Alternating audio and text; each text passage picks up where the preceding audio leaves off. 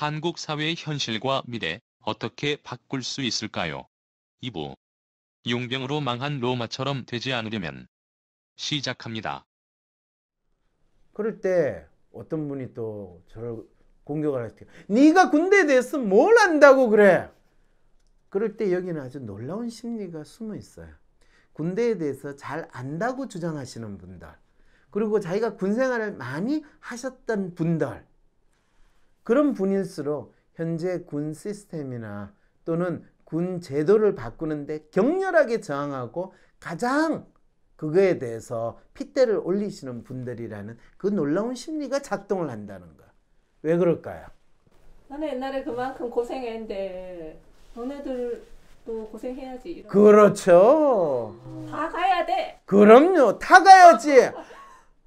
안 가는 사람들 그건 잘못된 거야. 양심적 병력 거부. 그럼 군대 간 사람은 비양심이야. 이런 식으로 이제 핏대를 올리시는 분들이 생기는 거죠.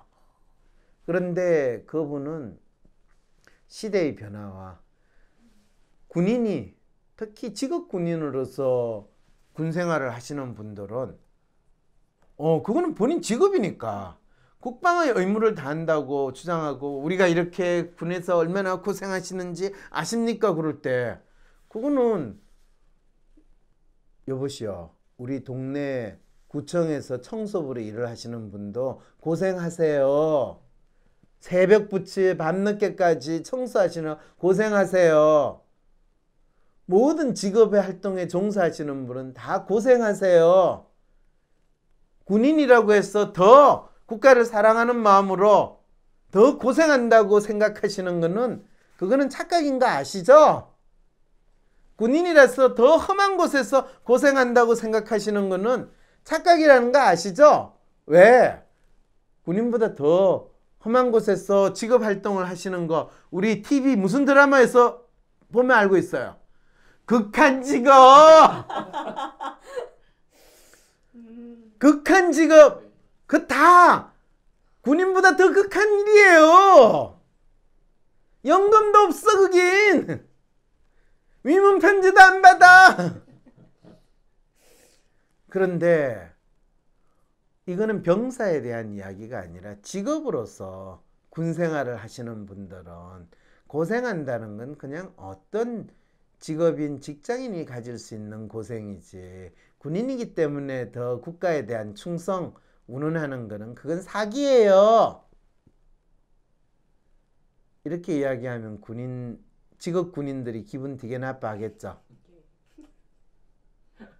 네, 그런데 지난번 박근혜 정권 때 직업 군인들이 어떻게 했으며 박정희 전두환 시절에 직업 군인들이 어떻게 했는지를 조금이라도 생각을 해보면 과연 당신들이 국가를 사랑하는 마음에서 충성하는 마음에서 군인을 했습니까? 하나의 직업으로서 선택해가지고 거기에서 또 뽕을 빼먹고 그 직업 활동하라고 열심히 하라고 나눠준 무기를 가지고 국민들을 핍박하고 심지어는 광주에서 같은 학살을 하는데 그것도 본인들이 나섰다는 소리도 안 해요. 개돼지처럼 끌려갔던 그 병사들을 동원해가지고 국민들한테 총질했던 것이 대한민국 군인이라고 한다면 그거는 지난 20년 동안 30년 동안 대한민국 군대가 바뀌어야 될 이유는 수십 수백 가지가 있었다라는 거, 그거를 한번 생각을 해보세요. 그리고 근데 바뀐 게 있습니까? 없어요. 그리고 진짜 대한민국 군대가 바뀌어야 한다면 가장 먼저 바뀌는 거는 지금 징병제를 하면서 대한민국의 젊은이들을 완전히 개돼지 수준으로 만들면서 좀비처럼 네 알았습니다. 알았습니다도 아니에요. 그렇습니다. 이렇게 만드는 그거부터 바꿔야 된다는 거예요. 뭐 어떻게 바꿀 거냐? 간단해요. 군인을 직업으로 만들어라는 거예요. 이 사회에서 공무원과 같이. 대한민국 공무원이 한 20만 명이에요. 대한민국 군인을 20만 명으로 만들면 돼요. 그리고 대한민국 공무원 20만 명을 20만 명 더 되지 않나? 25만 20만. 그렇죠. 그 정도 되는 숫자 대한민국 예산으로서 충분히 유지할 수 있어요. 한 20조 들어요. 20조는 지금 국방 예산의 껌값이에요. 그분들이 또 20조 받아서 다 쓰지 않습니까? 월급으로. 아, 그럼요. 그러면 일자리가 20만 개가 창출이 되는 것이요. 맞습니다. 그러면 청년 실업 대책한다고 1년에 20조 예산 따로 편성 안 해도 돼. 이런 간단한 거를. 그리고 한 가지 제가 팁으로 이야기를 하면 사실은 예산 문제 때문에 모병제를 못한다라고 하는 건 말짱 거짓말이고요. 뻥이에요. 만일 어떤 대한민국 국민들에게 국방의 의무를 부여하는 대신에 그 국방의 의무는 각자 다양한 방식으로 그 의무를 다할 수 있다. 첫째, 자기 국방의 의무를 하는 그동안에 지급 군인으로서 자기는 취직을 할 수 있다. 국가에 취직할 수 있다. 군인으로 취직하면 되는 거예요. 그 다음에 군인으로 취직하기는 싫고 그 다음에 내가 국방의 의무를 다하고 싶다. 그러면 세금 국방세를 내면 돼요. 그것도 2년 딱 2년만. 그럼 국방세를 얼마를 내야 됩니까? 그건 기본적으로 자기 부모가 내는 이 재산세, 소득세 한 번 더 내면 돼. 그러면 자식이 군대에 갈 나이가 딱 됐으면 그 부모는 몇 년도부터 몇 년도까지 2년 동안은 저희 소득세와 재산세를 2번을 내겠습니다. 라고 하면 그 문제가 해결이 돼요. 그러면 낼 소득세하고 재산세가 없으면 어떻게 해요? 안 내면 되는 거. 그렇죠. 안 내면 되죠. 그러면 돈이 없는 사람은 차별받는다. 이런 이야기 나올까요? 안 나올까요? 안 나오겠네요. 직업을 얻을 수 있지 않습니까? 아니 그러니까 본인이 가고 싶으면 군대 가면 되는 거고. 근데 나는 군대도 가기 싫고 우리 부모가 가난해서 나는 일을 해서 먹고 살아야 되는데 그럴 때는 어떡합니까? 그럼 네 먹고 살면 되잖아. 아니 그러면 저 우리 부모가 잘 사는데 군대를 가기 싫은데 그럼 어떻게 하면 됩니까? 너 부모가 대신 재산세, 세금, 소득세 내는 거 한 번 더 내면 되잖아. 뭐 모든 사람들이 해피하겠죠. 불만 있는 사람 나와봐요. 없습니다. 그래서 그 내는 거는 뭐 기본적으로 1인당 평균적으로 1년에 한 1,000만 원만 내면 그러면 본인이 2천만 원 정도 내고 안 내는 사람도 분명히 있겠죠. 그죠? 내는 사람보다 많겠어요? 안 내는 사람이 많겠어요? 내는 사람이 많을 것 같아요. 내는 사람이 많아요. 왜냐하면 이 면세 수준이 되는 사람은 대한민국 이 근로자 중에서 30% 이하거든요. 그리고 그래 되면 뭐 이건희 씨 아들, 이재용 씨 아들이 군대를 갈 시절에 이재용 씨 아들이 군대 간다고 하겠어요? 안 가겠어요? 당연히 안 가죠. 당연히 안 가죠. 1년에 몇 억 내놓고 그렇죠. 그러면 이재용 씨는 얼마를 내겠어요? 재산세와 소득세 다 합하면 1년에 그 사람은 적어도 200~300억 원. 그러면 이재용 씨 아들도 떳떳하고 이재용도 뭐 어차피 낼 세금 또 떳떳하고 얼마나 좋아요. 근데 왜 우리는 이렇게 하지 않았을까요? 일단 쪽수를 많이 채워야 국방 예산을 부풀려가지고 빼먹을 수 있는 가능성이 늘어날 수 있다. 그것도 있고요. 그 다음에 권력을 가진 사람의 입장에서는 이 모든 사람들이 다 가야 된다. 사회적 빈부, 신분, 계층과 관계없이 누구나 다 가야 된다. 라고 할 때 어떤 이슈가 생길까요? 진짜 다 가야 됩니까? 안 갈 수 있는 면제 사유를 좀 만들어주면 안 될까요? 이런 일이 발생할 수밖에 없죠. 네. 그리고 면제 사유를 만들어 줄 때 권력을 가진 사람들이 자기의 존재와 힘을 얻을 수 있는 거죠. 그래서 손흥민은 되고 방탄소년단이 안 되는 건 뭘까? 권력자 마음이네요, 한마디로. 그렇죠. 이 나라를 권력자 마음으로 돌리는 거. 소면서 병력 턱내 해가지고 턱이 나가는 이 턱내가 되는 그거를 만들 수 있는 길이 생기는 거죠. 그리고 병력 턱내는 여러 가지 이유로 가지고 만들어지면 질수록 그 턱내를 활용할 수 있는 사람들끼리 어둠의 시장이 생길 수 있고 그 일을 하는 사람들이 챙겨 먹을 거리가 많아지는 놀라운 일이 벌어지는 거죠. 이것이 이 사회에서 기득권 권력을 가진 사람들이 본인들이 딴주머니 찰 수 있는 가장 멋있는 제도가 바로 징병제이기 때문에 그걸 쉽게 바꾸기가 힘든 상황이 벌어지고 항상 핑계를 대요. 그러면 병력 공백이 생깁니다. 예산이 충분하지 않습니다. 개뿔 무슨 병력 공백이 생겨요. 지금 있는 병사들 반은 전투요원으로 활용도 못하고 거의 보이스카우트 훈련시키는 수준으로 지금 징집돼 가지고 군대에 있는 병사들의 30%가 뭐로 분류가 되는지 알아요? 부적응 병사. 30%나요? 30%. 마치 요주의 인물 같이 관심병사. 관심병.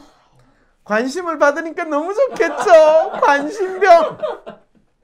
관심병이 지금 전체 병력의 30%라는 거. 세상에. 이게 군대예요. 전쟁 일어나기 전에 관심병 처리하다가 다 관심 받았어. 전쟁 끝나겠어요. 그 유명한 크림 전쟁이라고 여러분들 지금 요즘에 우크라이나하고 러시아하고 싸우는 이 발칸 반도 그럴 때 우리가 아는 나이팅게일 뭐 이래가지고 영국군하고 러시아군하고 싸우는 그 유명한 전투가 크림 전쟁이에요. 그 크림 전쟁에서 왜 나이팅게일이 이제 이 전투에서 간호, 이 위생 이게 중요하다라는 걸 어필하게 됐냐 하면 그 크림 전쟁에서 실제 전쟁을 해가지고 총알 맞아서 죽은 병사보다 병 들어가지고 죽은 병사가 2배나 많았다는 놀라운 결과를 거의 근대전이 벌어지는 초기 가장 대표적인 전쟁이 크림 반도에서 일어났던 발칸 반도에서 일어났던 크림 전쟁이에요. 네, 이게 실제로 징병제와 모병제의 문제에서 뚜렷하게 알려주는 거예요. 전쟁을 할 때 보통 우리가 그런 거 있죠. 이 그리스에서 아주 전투 그가는 스파르타는 모든 어린이를 어릴 때부터 전투로 양성을 하는데 그거는 시민만 병사가 될 수 있어요. 그 인구의 대다수를 차지하는 노비들은 군인이 될 수 없어요. 그리고 유럽에서도 군인은 이 귀족들이 군인이 돼요. 병사들은 전쟁이 벌어지면 무작정 농민들을 불러가지고 징집을 해서 전투를 했던 게 근대 이후의 군대였어요. 근데 근대 국가가 만들어지면서 더 이상 이 무작정 징집대를 하지 않고 직업군인 제도라는 것을 만들어 가지고 그 군인들이 상시에 전문적인 병력으로서 작동을 하고 전쟁이 벌어지면 징집 활동이 일어나는 이런 형태로 이 국가가 군대라는 것을 양성을 했는데 이 나라는 전쟁이 끝난 지도 이미 50년이 넘었는데도 불구하고 아직도 마치 전시 상황에 준한다라는 핑계를 내면서 징병제를 유지를 하는 것은 그것은 진짜 국방의 의무, 이 나라를 튼튼하게 지키겠다는 게 아니라 군을 빙자해 가지고 권력을 유지하고자 하는 집권 세력이거나 또는 군을 삥 뜯어 가지고 본인이 챙겨 먹겠다고 하는 인간들의 강교한 술책이 지금 전쟁이 끝난 지 50년 이후에도 남아있는 흔적이 대한민국의 징병제라는 것을 꼭 한번 생각해 볼 수 있는 계기가 됐으면, 요즘에 병력 특례 또 뭐 양심 뭐라고 그러죠? 양심수도 아니고 양심적 병력 거부 이런 논란들이 나올 때, 그리고 대체 복무 그럴 때 그 국민들을 개돼지로 알고 개돼지를 도살장에 끌고 가겠다는 그 마음으로 하는 분들이 양심적 병력 거부 또는 대체 복무 하는 안을 낸 게 어떤 안을 냈어요? 교도소에서 36개월을 근무하는 조건으로. 그러면서 뭐라고 그런지 알아요? 이 교도소에서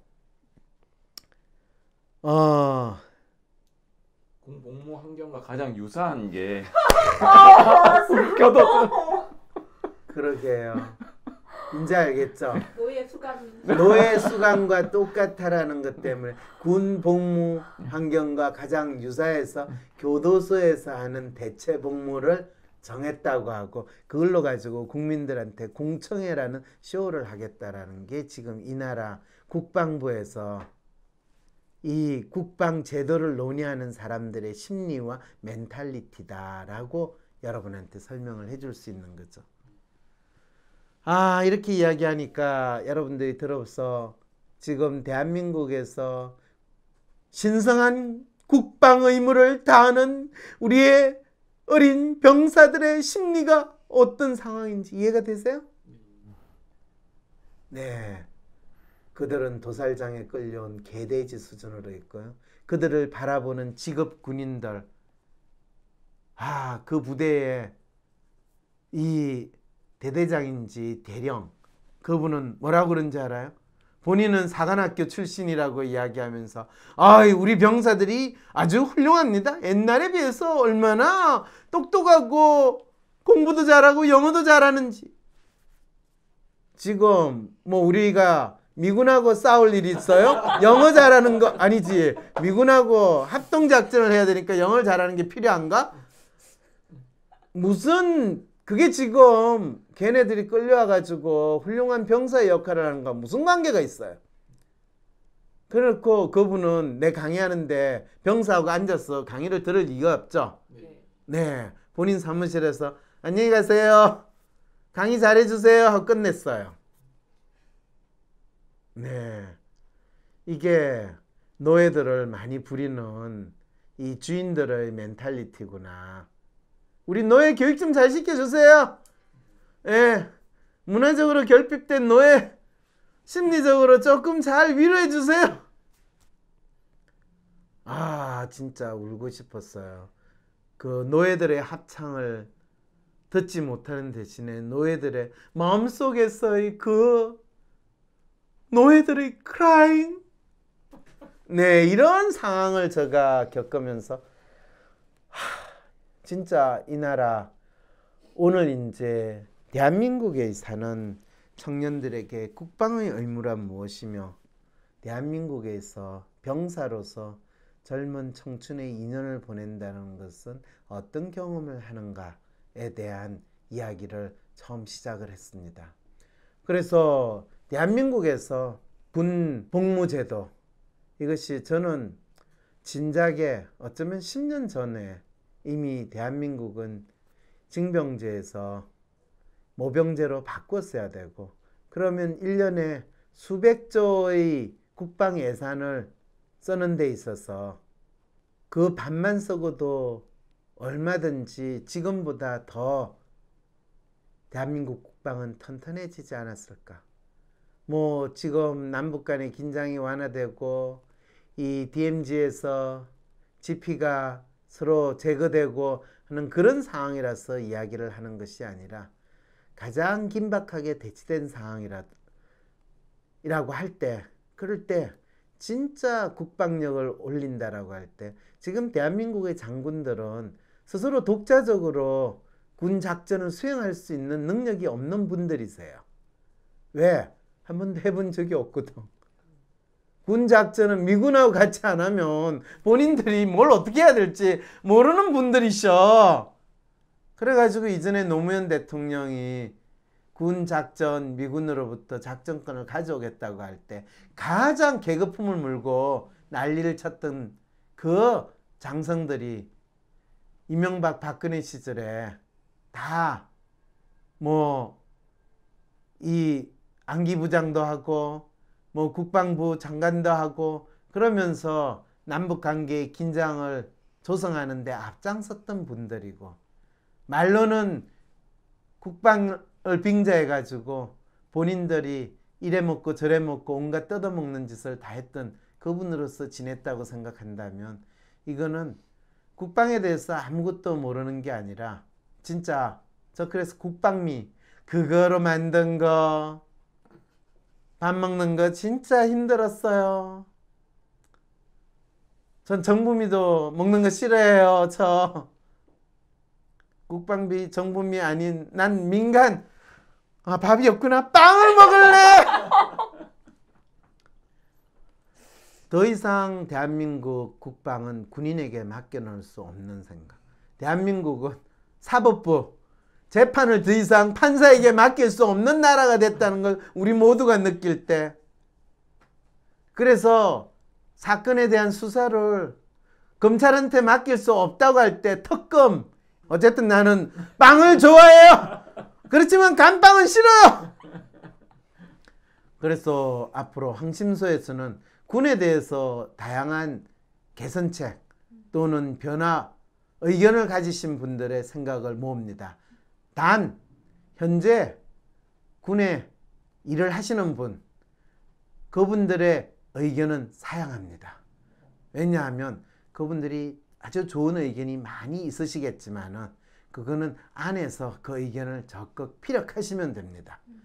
그리고 대한민국 군대가 진짜 빠른 시일 내에 저는 가능하다면 진짜 문재인 대통령이 대통령으로 있는 퇴임하기 전에 징병제에서 모병제로 바뀌었으면 하는 마음이고요. 그게 어렵지 않아요.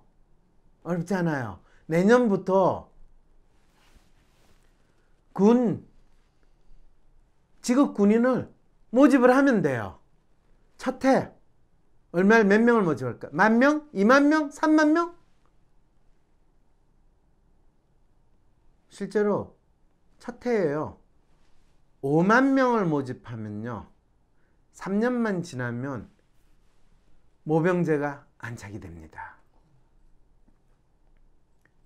그리고 내년 후내년부터 자기가 군대를 가기 싫다고 할 때 자기 아버지 소득세와 재산세를 2년 동안 2배를 내겠습니다 하면 갈까요? 그렇게 동의할까요? 안 할까요? 부모가 동의하고 싶. 그렇죠. 근데 우리 집 재산이 우리 부모는 없는데요. 제가 그러면 얼마를 내면 군대를 안 갈 수 있을까요? 제가 벌어가지고 내겠습니다 하면 얼마가 딱 맞는지 아세요? 최저임금으로 해가지고 하면 한 달에 얼마 벌 수 있는지 알아요? 8시간 근무하면 150? 150. 네, 150이에요. 150이면 1년이면 다 모으면 얼마예요? 1,800만 원이에요. 1,800만 원을 내라고 그러면 낼까요? 안 낼까요? 당근 내야죠. 내야죠가 아니라 본인이 군대를 가는데 너 1년에 1,800만 원 2년만 내면 군대 안 가게 해줄게 라고 하면 그 돈 내고 군대 가겠어요? 그 돈 안 내고 군대 가겠어요? 그 돈 내고 안 가겠어요? 내고 군대 안 가고 다른 알찬 일 하겠습니다. 그렇죠. 이게 지금 대한민국에서 국방의 의무의 가치예요. 1,800만 원, 1년에 1,800만 원의 가치가 안 되는 일이라고 누구나 생각하는 상황에 있다는 거. 그래서 대한민국 국민들은 이미 너무 부자가 됐기 때문에 1,800만 원 정도 수준은 내고도 남는다는 거예요. 저는 1,800만 원 너무 비싸게 쳤고요. 한 1,000만 원에서 1,500만 원. 국가가 1,500만 원만 받으면 5만 명이 아니라 10만 명도 고용할 수 있어요. 간단하죠? 그리고 그러면 여성도 국방의 의무를 지고 싶다! 이러면 그러면 여성은 1년에 500만 원만 2년을 내게 하고 그럼 그 대신 여군을 지급 군인으로 당연히 만들면 되거든요. 남성은 1,000만 원. 아니면 똑같이 1,000만 원, 1,000만 원 할까요? 어느 게 좋아요? 똑같이 해야 되지. 역시 멋있어요. 직통은에 오실만 하네요. 아, 남자들이 왜 차별하냐 이런. 그렇죠. 그래서 그 대신에 여군을 또 똑같이 지급 군인으로 하면 되는 거예요. 왜냐하면 남녀 직업 차별을 둔다는 건 말이 안 되잖아요. 미군도 사실은 미군은 이 모병제잖아요. 미군은 모병제예요.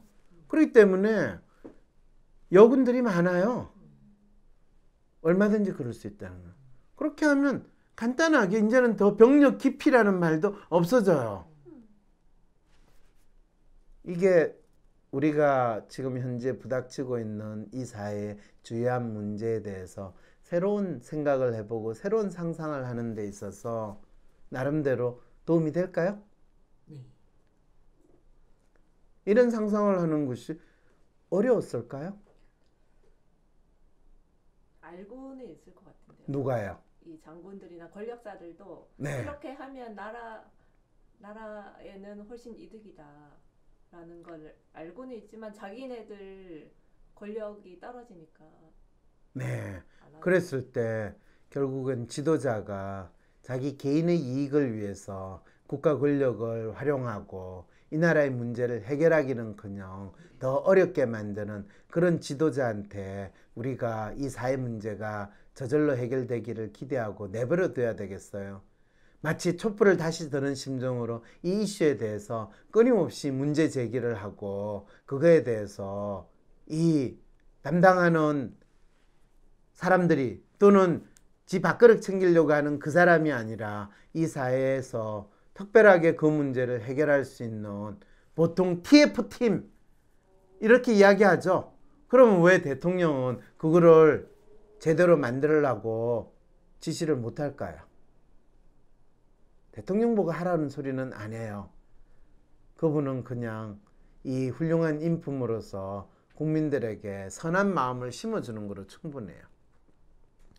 그렇다면 진짜 본인의 이익을 위해서 이 나라의 지도자로 정치를 하시는 분이 아닌 분이 한 분만이라도 있다면 그분이 실제로 이런 이야기를 공개적으로 꼭 해줄 수 있는 그날이 오기를 우리 기대하는 마음으로 이거에 대해서 계속 이야기를 해나갔으면 합니다. 그랬을 때 그 한쪽은 반은 풀려버린 돼지 명태, 돼지하고 명태는 아니죠. 명태, 썩은 명태 눈이고 다른 하나는 그래도 아직도 총기가 남아있는 눈을 가진 그 어린 병사의 눈을 봤을 때 제가 가슴이 얼마나 답답하고 아팠는가. 그런 일이 일어나지 않기를 또 그런 게 곧 없어지기를 바라는 마음에서 오늘 여러분하고 직통원의 세미나 시리즈로 대한민국에서 청년들에게 국방의 의무란 무엇이며 병사로서 군 생활을 하는 그 군인들에게 있어 군인이라는 역할은 과연 무엇을 하는 역할인가? 왜 그들은 그 자리에 있어야 되는가? 라는 질문을 던지고 거기에 대한 여러 가지 생각을 여러분들하고 한번 나누어 봤습니다. 자, 질문 있으세요? 없어요? 그냥 빵이나 먹을까요? 예, 빵도 있고요, 사과도 있고, 떡도 있어요. 너무 없어 보이는 것 같아가지고 이 사과는요, 부산에 있는 황심서 팬분이 박스로 보내줬어요. 그리고 이 떡은요, 누구라고 밝힐 수 없는 분이 또 엄청 보내줬어요. 그래서 저는 이 빵도 먹고 빵빵해지고 떡 먹고 떡덩어리 같은 얼굴로 또 사과처럼 둥글하게 여러분하고 계속 황심소를 만들어 가겠습니다. 안녕히 계세요. 2019년 황심소가 황상민 TV를 개국합니다. 내 삶의 문제를 정확하게 진단하고 조언해 우리 삶의 멘토 역할을 한 황심소가 이제 쏟아지는 기사 속에 진짜 문제를 밝히는 등불로 여러분과 함께하기 위해 황상민 TV로 찾아뵙겠습니다. 전용 스튜디오를 마련할 수 있도록 많은 후원 부탁드립니다. 후원 계좌는 하나은행 231-910-016-51404 황심소입니다. 편집의 최윤희였습니다.